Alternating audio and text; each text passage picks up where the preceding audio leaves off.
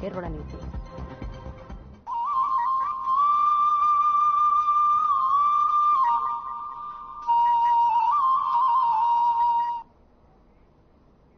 नमस्कार, स्वागत है आपका और मैं हूं आपके साथ सपना दीपक मदेशिया। बुलेटिन का आगाज करेंगे।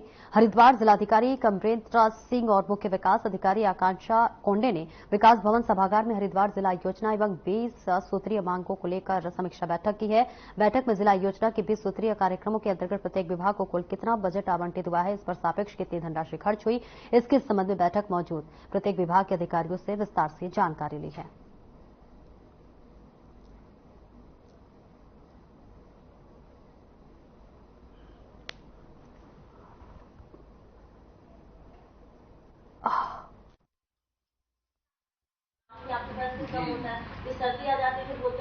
योजना केंद्रीय योजना से प्राप्त और राज्य योजना से और बाह्य सहायतित योजना है। ये चारों मदों में जो धनराशि विभागों को प्राप्त होती है उनकी आज समीक्षा की गई है और जो 20 सूत्रीय कार्यक्रम के अंतर्गत हमारे मद हैं उनकी समीक्षा की गई है और इन सभी लोगों को निर्देश दिए गए हैं कि जो भी टेंडर की प्रक्रिया हो प्रत्येक दशा में सितंबर माह में ये लोग पूरा कर लें और अब आगे से जो समीक्षा की जाएगी उसमें फिजिकल प्रोग्रेस की भी साथ में समीक्षा की जाएगी। तो फिजिकल प्रोग्रेस कुछ लोगों ने प्राप्त किया है, कुछ लोग अभी पीछे हैं बरसात की वजह से, तो इसे कहा गया है कि सितंबर के बाद जो है अक्टूबर नवंबर महीने में प्रत्येक दशा में भौतिक प्रगति करना सुनिश्चित करें।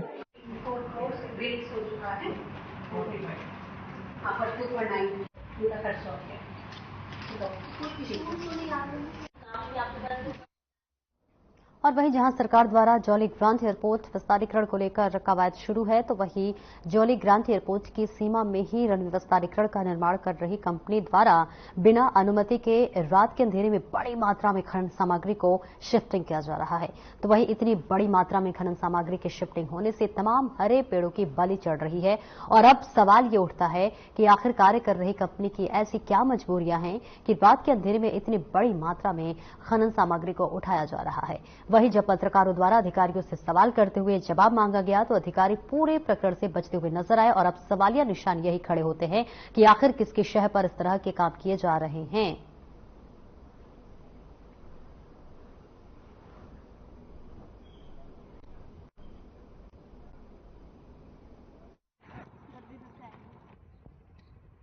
देखिए, आपके माध्यम से ही मुझे ये जानकारी मिली है कि वहाँ पे कुछ आरबीएम को इस तरह से वहाँ पे उठान किया जा रहा है। हालांकि इस स्तर की कोई अनुमति हमारे कार्यालय से निर्गत नहीं है, तो इसमें स्पॉट इंस्पेक्शन किया जाएगा और आवश्यकता पड़ने पे इसमें जो है औचक निरीक्षण भी किया जाएगा। यदि इसमें किसी की भी संलिप्तता पाई जाती है तो नियमानुसार उसके अगेंस्ट पे कार्रवाई भी की जाएगी। ये जो माल जा रहा है ये जा रहा है एयरपोर्ट में अंदर रनवे के पास में जा रहा है। किसके कहने पे ये माल जा रहा है यहाँ से? ये हमें मालूम नहीं है। कितने बजे से काम स्टार्ट करते हैं और कितने बजे तक काम चलता है? रात को 10 बजे से सुबह 5 बजे तक। ये काम दिन के उजाले में क्यों नहीं किया जा रहा? रात के अंधेरे में क्यों? फ्लाइट आती है ना मैडम, इसलिए नहीं होता। दिन में जो ना फ्लाइट आते हैं, फ्लाइट की वजह से जो दिन में काम नहीं चल पा रहा है। मिल रखी है ये हमें मालूम नहीं कि पेड़ की परमिशन मिली हुई है नहीं मिली हुई है।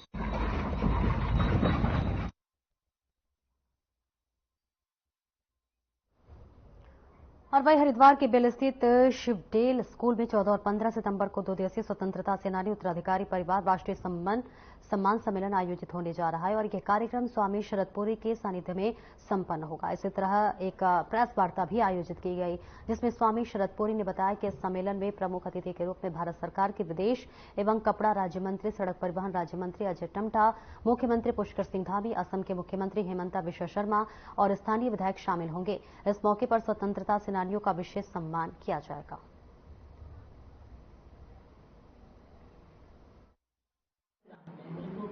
आज 14 और 15 तारीख का जो 2 दिवसीय कार्यक्रम है, ये राष्ट्रीय सम्मेलन जो है स्वतंत्रता संग्राम सेनानी उनके जो उत्तराधिकारी संगठन है उनका कार्यक्रम इस विद्यालय में होने जा रहा है।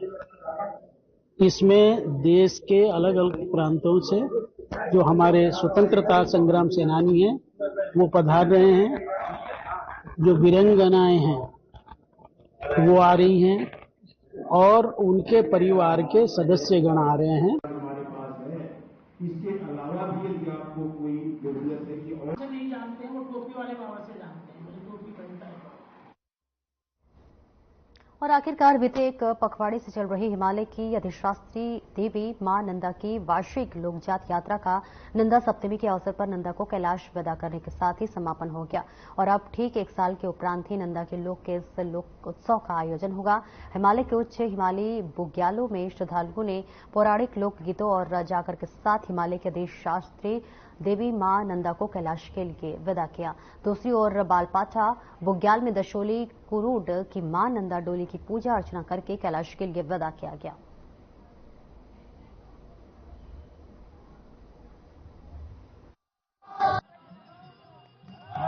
लोक जात यात्रा में आज ही हम देख रहे हैं कि 10,000 लोग लगभग यहां पहुंच चुके हैं और यहां पर जो है काफी परेशानियों का सामना करना पड़ रहा है। समिति के पास इतनी व्यवस्थाएं नहीं हैं, तो आने वाले 2026 में जब बड़ी नंदा राजजात यात्रा होगी तो लगभग यहाँ पे 10 से लेकर 12 लाख लोग यहाँ पे आएंगे, तो उनके लिए जो है यहाँ पर व्यवस्थाएं नहीं हैं। मैं अपनी सरकार से निवेदन करता हूँ, गुजारिश करता हूँ कि यहाँ की सड़कें अच्छी कर दी जाए। आज यहाँ पे जो है हमारी वार्षिक लोकजात संपन्न हो गई है और यहाँ पे सप्तमी की जात जो हर वर्ष होती है, नंदा देवी लोकजात के नाम से जानी जाती है, वो आज संपन्न हो चुकी है। और यहाँ पे काफी संख्या में यहाँ पे श्रद्धालु आए हुए थे और कम से कम 10,000 लोग यहाँ पे आए हुए थे और तमाम गांव के लोग थे, पूरे चमोली जिले के लोग शायद यहाँ पे होंगे और बाहर से भी आए थे। और यहाँ पे जो है हर साल जो लोकजात होती है वो तो हर साल संपन्न हो ही जाती है, लेकिन आने वाले वर्ष 2026 में जो है यहाँ पे बड़ी लोक राजजात यात्रा होनी है। कर्णप्रयाग से पिछले 6 सालों से लोक जात यात्रा में अपने छोटा शिविर लगाता हूँ यात्रियों की सेवा के लिए। यही कि बड़ी यात्राओं में तो प्रशासन व्यवस्था करता है स्वास्थ्य सेवा की, छोटी यात्राओं में कोई व्यवस्था रहती नहीं है। ये 2 बार मैं आया, देखा मैंने लोगों को परेशान, तो इसलिए मैं अपने पास फर्स्ट एड लेके आता हूँ, छोटी सेवा देने की कोशिश करता हूँ अपनी तरफ से। कल से दी होंगे 70-80 लगभग।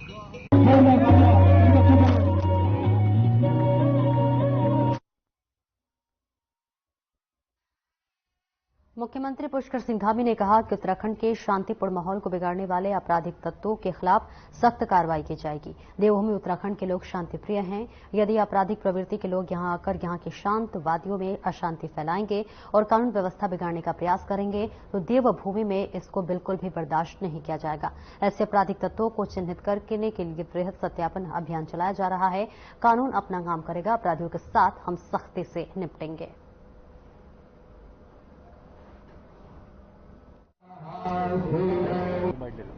बहुत शांतिपूर्ण तरीके से चलने वाला राज्य है। सभी एक दूसरे के साथ बहुत भाईचारे के साथ रहते हैं और कोई भी अगर कानून को तोड़ेगा तो कानून उसके साथ सख्ती से काम करेगा।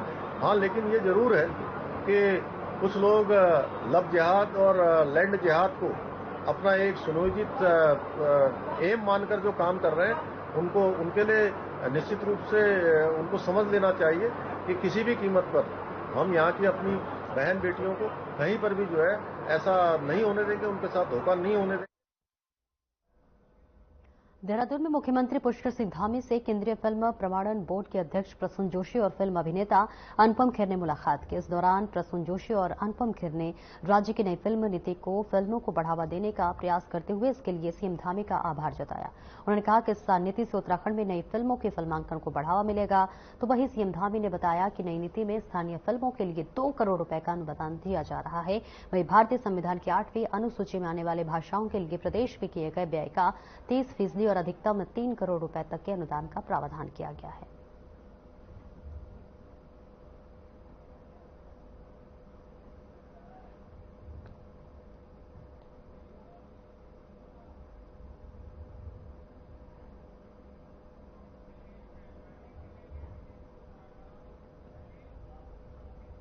भाजपा के सदस्यता अभियान का पोस्टर लॉन्च हो गया है। पार्टी मुख्यालय देहरादून में पोस्टर की लॉन्चिंग हुई। भाजपा प्रदेश अध्यक्ष महेंद्र भट्ट ने पोस्टर लॉन्च किया। पोस्टर में केंद्र सरकार और राज्य सरकार की उपलब्धियों को अंकित किया गया है।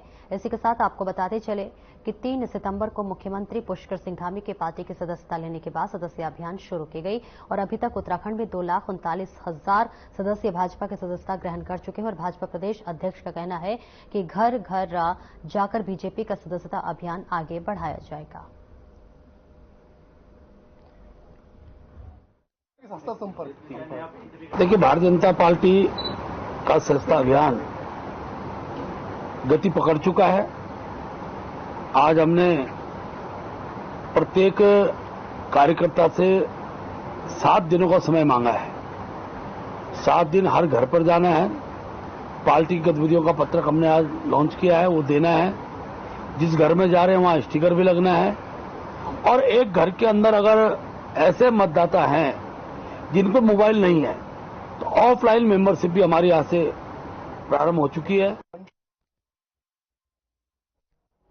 और ये प्रदेश में बिगड़ती कानून व्यवस्था और महिलाओं पर बढ़ते अपराधों पर राज्य की बीजेपी सरकार को जिम्मेदार ठहराते हुए विपक्षी पार्टी कांग्रेस के द्वारा लगातार राज्य सरकार और मुख्यमंत्री को घेरने का प्रयास किया जा रहा है, जिस पर बीजेपी के वरिष्ठ नेता और अल्पसंख्यक आयोग के निवर्तमान उपाध्यक्ष मजहर नईम नवाब ने मुख्यमंत्री के बचाव में अपना बयान दिया है।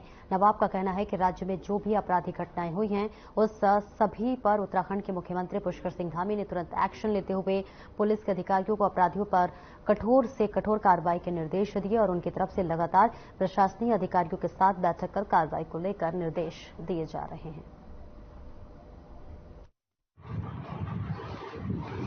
इस तरीके से कांग्रेस के पास कोई विजन, कोई मुद्दा नहीं है।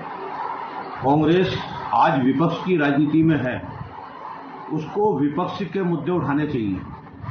ठीक है, अपराध अगर कोई हुआ है तो अपराध की कोई श्रेणी नहीं होती है, कोई नाम नहीं होता। किसी व्यक्ति जो करने वाला अपराधी होगा, चाहे वो किसी भी पार्टी का हो, अगर कोई अपराध में किसी व्यक्ति का नाम आया है तो उसको बचाने का प्रयास नहीं किया है मुख्यमंत्री ने, और न सरकार ने उससे बचाने का प्रयास किया है, न भारतीय जनता पार्टी ने, उस संगठन ने उसकी हिमायत ली है।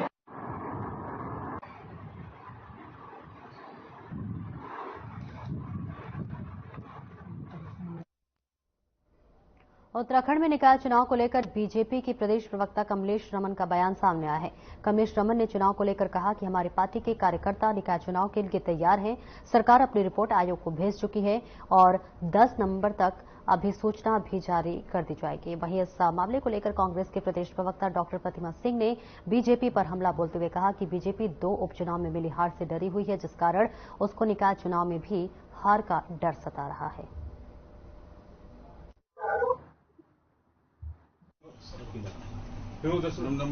बिल्कुल, देखिए, क्योंकि नगर निगम के चुनाव थोड़ा डिले हो गए हैं। कुछ टेक्निकल चीजें थी, कुछ आरक्षण को लेकर के हमारे जो नए क्षेत्र जुड़े हैं और जो नगर निगम नए बने हैं तो उनको लेकर के काफी सारा परिसीमन में भी काम किया गया और शासन प्रशासन इसकी और बहुत ही गंभीरता के साथ में इन चुनाव को ले रहा है। मुझे लगता है कि सरकार ने चुनाव आयोग को बता दिया है और क्योंकि पूरी तैयारी हो चुकी है, अब चुनाव आयोग के हाथ में है कि वो कब चुनाव कर सकता है, क्योंकि अभी हमारा विधानसभा सत्र हुआ था, उसमें पूरी हमारे सत्र के दौरान प्रवर समिति को ये सारा प्रकरण दे दिया गया है। उसमें प्रवर समिति ये बताएगी कि कब चुनाव हमें करने हैं और वो अपनी रिपोर्ट भी देगी। देखिए, मुझे लगता है पहले तो प्रथम दृष्टया तो ये हाईकोर्ट का जो अवमानना का मुद्दा है, क्योंकि हाईकोर्ट ने जब आपसे कहा है अक्टूबर तक सारी प्रक्रिया खत्म कर लीजिए चुनाव की, उसके बावजूद भी पुनः प्रशासकों का जो कार्यकाल बढ़ाना, ये मुझे लगता है हाईकोर्ट के ऑर्डर के विरुद्ध है और बिल्कुल ये हार का डर है।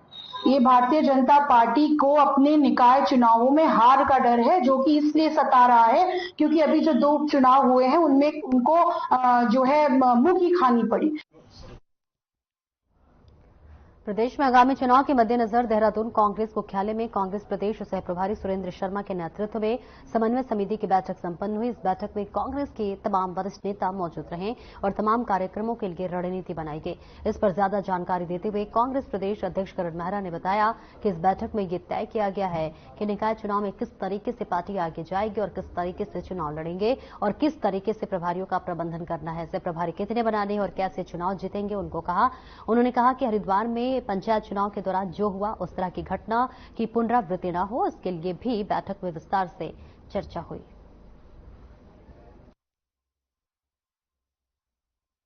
इसमें माननीय हरीश रावत जी, आदरणीय प्रीतम सिंह जी, हमारे सह प्रभारी साहब और विक्रम भाई और ज्योति रौतेला जी जो हमारी हैं महिला कांग्रेस के अध्यक्ष, यूथ कांग्रेस के अध्यक्ष, एनएचओआई के अध्यक्ष हरक सिंह जी, सभी वरिष्ठ जन वहां थे और बिगड़ती हुई कानून व्यवस्था को लेकर चिंता व्यक्त की गई, जिसमें खासकर महिलाओं के ऊपर जो अपराध बने हैं और हम पहले नंबर पर आए हैं, और उसमें एक जो पहलू सबसे मजबूत था वो ये है कि एक तो आईएसबीटी में जो घटना घटी और माइनर के साथ जो हो रहा है, साथ में चंपावत वाले घटना। उपनेता प्रतिपक्ष और कांग्रेस के खटीमा से विधायक भुवन चंद्र कापड़ी ने प्रदेश में फैल रही अराजकता का जिम्मेदार उत्तराखंड पुलिस को बताया है। भुवन चंद्र कापड़ी ने अपने बयान में कहा कि हर माफिया और अपराधियों ने पुलिस की शरण ली है। प्रदेश में लगातार महिलाओं के खिलाफ अपराध हो रहे हैं। वहीं कांग्रेस के चक्राता विधायक प्रताप सिंह ने कहा कि प्रदेश में महिलाओं के साथ लगातार हो रही बलात्कार की घटनाओं में बढ़ोतरी होना निंदनीय है।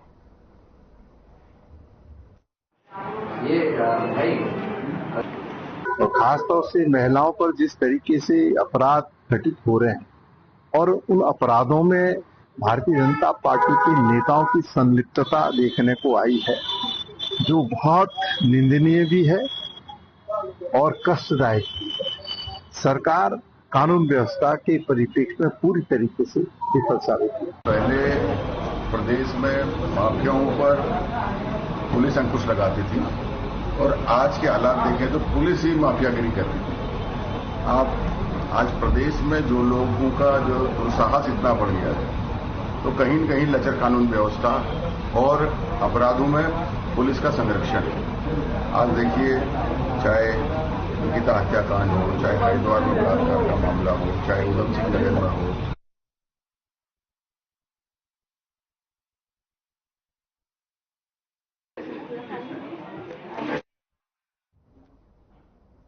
और वहीं टनकपुर में मुख्यमंत्री पुष्कर सिंह धामी के आगामी जन्म दिवस के उपलक्ष्य में और उनकी पहल नशा छोड़ो खेल चुनो को साकार बनाए जाने के उद्देश्य से शिवम फाउंडेशन प्रबंधक शशांक गोयल की तरफ से 8 दिवसीय क्रिकेट टूर्नामेंट कराया जा रहा है। इसी क्रम टूर्नामेंट दूसरे दिन गांधी मैदान में ज्ञानखेड़ा 11 और भगवाधारी इंडियन के बीच मैच खेला गया, जिसमें ज्ञानखेड़ा 11 ने 9 रनों से जीत दर्ज की।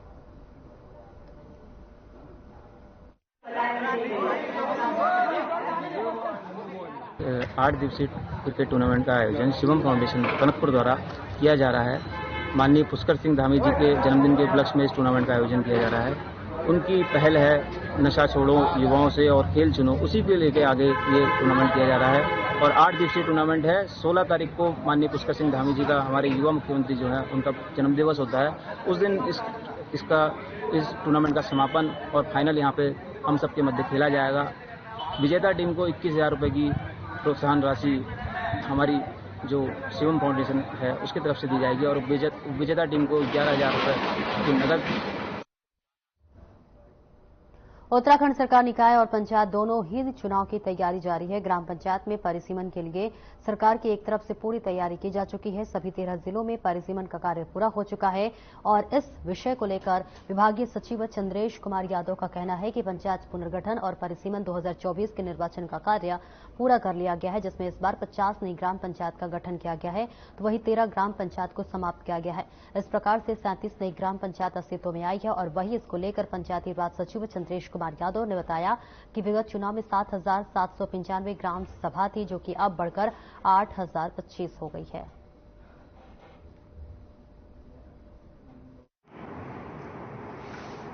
ग्राम पंचायतों के परिसीमन पुनर्गठन की प्रक्रिया हमारी पूर्ण हो चुकी है 2024 के निर्वाचन के लिए।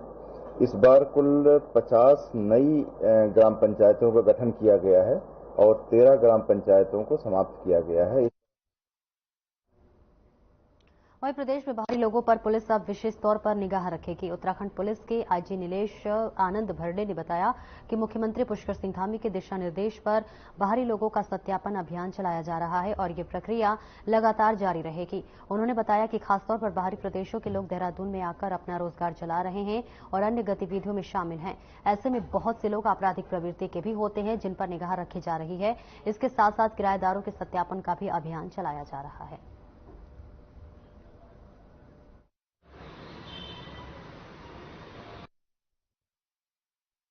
कोई एक पोस्टर लगाने की बात संज्ञान में आई थी, लेकिन जो है वो अभी जो है ऐसा कोई निश्चित तौर पे उसमें वो नहीं आया है। तो इसमें जो है ऐसा जो पोस्टर वाली बात है, तो उसमें सभी को जो है वो एक सीएलजी बैठक लेकर जो है सभी को एक समन्वय बैठक की गई है और अगर कोई ऐसा माहौल बिगाड़ता है तो उसमें उचित धाराओं पे कार्रवाई भी की जाएगी। प्रदेश में बाहरी लोगों पर पुलिस ने अब सख्ती दिखानी शुरू कर दी। प्रदेश में बाहरी लोग जो हैं अब उस पर पुलिस सख्त होती हुई नजर आ रही है, जिस पर सत्यापन अभियान चलाया जा रहा है। तस्वीरें आपको देहरादून से दिखा रहे हैं, जहां पर आपराधिक प्रवृत्ति के लोगों पर अब पुलिस की जो नजर है वो पैनी होती हुई आ रही है। और इसी के साथ साथ आपको बताते चले कि अब इसके लिए सत्यापन अभियान चलाया जा रहा है और इसी के साथ साथ जो अपराधी प्रवृत्ति के लोग हैं उन पर पुलिस की पैनी नजर अब लगती हुई नजर आ रही है, जिस पर प्रदेश में बाहरी लोगों पर पुलिस अब सख्त से सख्त जो है कार्रवाई भी करती हुई नजर आएगी, जो कि अराजक तत्वों को फैलाने की कोशिश करेंगे। खबर देहरादून से है, जहां पर पलटन बाजार में जूतों की दुकान में सरकारी विश्वविद्यालय की छात्रा से छेड़छाड़ी की गई। दरअसल छात्रा दुकान में सैंडल खरीदने गई थी और आरोपी ने छात्रा को सैंडल पहनाते समय अश्लील हरकत की। पीड़िता ने शोर मचाया तो आसपास के लोग एकत्र हो गए और आरोपी को दबोच कर थाने ले गए, जहां पुलिस को सुपुर्द कर दिया गया। और इस मामले को लेकर आज भी पलटन बाजार में खूब हंगामा हुआ। एसपी सिटी प्रमोद कुमार ने इस बात को लेकर जानकारी दी है। देखिए तस्वीरें आपको दिखा रहे देहरादून से, जहां पर दुकान में सैंडल खरीदने गई छात्रा के साथ ये छेड़छाड़ का मामला सामने आया है, जहां पर आरोपी छात्रा के साथ अश्लील हरकत की गई है। और इसी के साथ साथ जो आरोपी है उसे अब पुलिस के हवाले कर दिया गया है। पुलिस अब एक्शन लेते हुए भी नजर आ रही है और इसके लिए आपको बताते चले कि दूसरे दिन भी लगातार हंगामा जो है देखने को मिला और इसी के साथ साथ दूसरे दिन भी लगातार लोग छात्रा के समर्थन में सड़कों पर उतरकर आते हुए नजर आए। और इसी के साथ साथ इसके पहले जब छात्रा के साथ उसने अश्लील हरकत की तो उस आरोपी को पकड़कर पुलिस के हवाले कर दिया गया।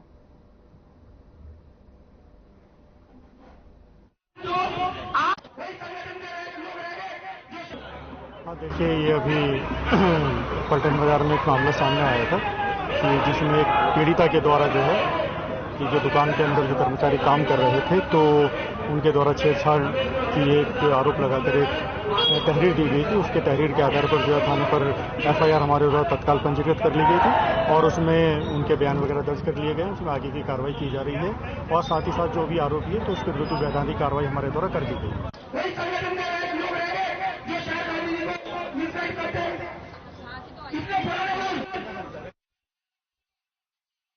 और फिलहाल इस बुलेटिन में इतना ही। खबरों का सिलसिला आगे भी जारी रहेगा। नमस्कार।